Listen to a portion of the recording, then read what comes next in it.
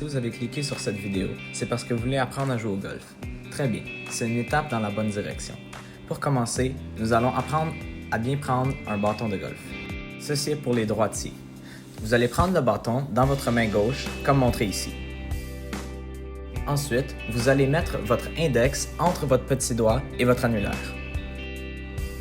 Ne prenez pas le bâton comme s'il était un bâton de hockey. Ceci devrait être le produit final.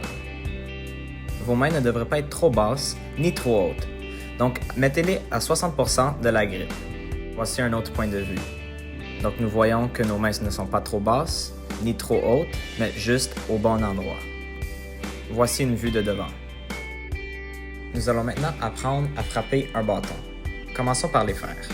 Nous allons prendre la même position que ce que nous avons vu dans l'autre section. La balle devrait être dans le milieu de votre stance, c'est-à-dire dans la partie intérieure de votre cuisse gauche. Puis, vous devez avoir une distance d'une de vos mains entre votre cuisse et le bâton. La distance entre la fin du bâton et votre cuisse va varier de personne à personne. Voici ce que vous devriez voir. Maintenant, regardons comment faire un swing de golf. Nous allons prendre la même position que nous avons appris avant et nous allons la garder tout le long du swing. Vos yeux ne devraient jamais lâcher la balle. Donc, dans le backswing, vos yeux restent sur la balle et après l'impact, vous suivez la balle avec vos yeux. De plus, il faut que vous tourniez vos hanches afin de débuter le mouvement. Vos hanches sont comme le moteur d'une voiture. Au début de votre élan, vous devez casser vos poignets afin de mettre vos mains devant la balle au moment de l'impact.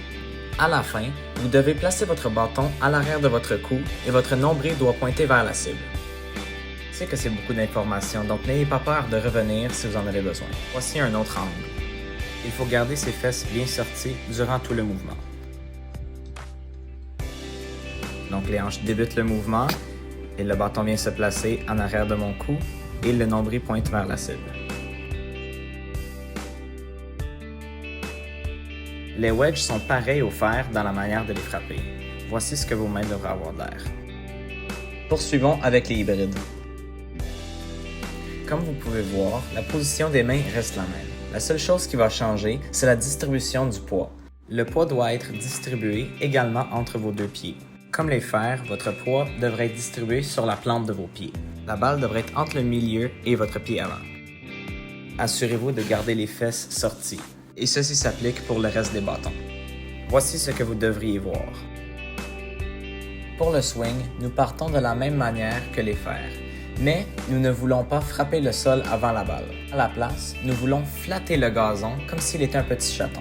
Comme d'habitude, il faut garder nos mains devant la balle. Voici un exemple d'élan complet.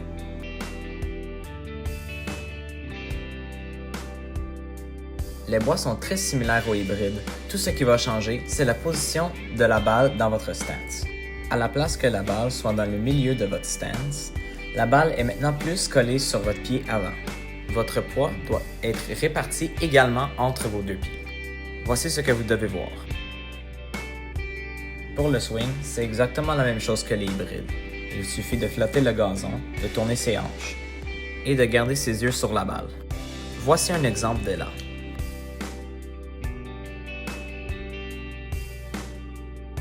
N'oubliez pas votre position finale. Voici une vue d'en arrière.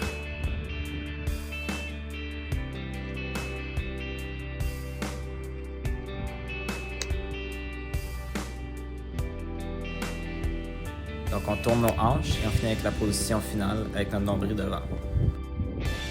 Finalement, parlons du driver. Ce bâton est différent des autres puisqu'on met la balle sur un tee, mais le swing ressemble beaucoup à ce que nous avons déjà appris. Pour la position de la balle, il faut que la balle soit sur le talon de votre pied avant, comme montré ici. Votre poids devrait être environ 80% sur votre pied arrière et 20% sur votre pied avant. Voici ce que vous devriez voir. Pour le swing, nous allons monter vers l'intérieur de notre corps, c'est-à-dire plus horizontal que vertical. Comme vous pouvez voir ici, j'ai monté horizontalement. N'oubliez pas de tourner vos hanches et garder la position finale. Voici un autre angle. N'oubliez pas de garder vos fesses sorties. Ici, vous pouvez bien voir la trajectoire du bâton.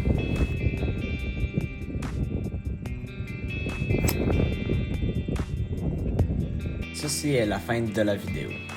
Merci d'avoir regardé cette vidéo et je vous souhaite la bonne chance sur le terrain.